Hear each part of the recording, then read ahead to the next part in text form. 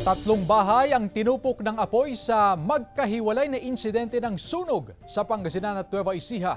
Nakaalerto si Russell Simorio.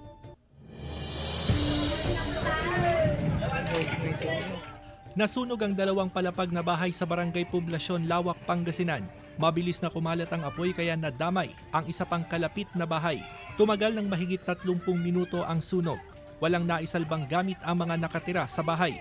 Isa sa anggulong iniimbestigahan ng BFP ang naiwang nakasinding lampara sa loob ng bahay.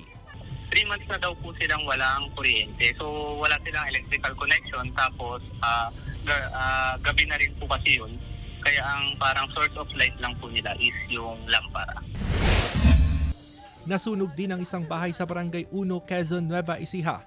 Nagtulungan ang mga residente sa pag-apula sa apoy bago pa man dumating ang mga bumbero. Walang naisalbang gamit sa nasunog na bahay sa bilis ng pagkalat ng apoy.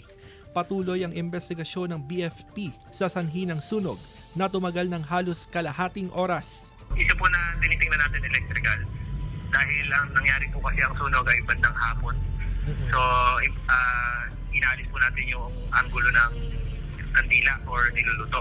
Walang nasaktan sa parehong insidente ng sunog. Isa sa binabantayan din ng BFP ang insidente ng grass fire ngayong nararanasan ng El Nino.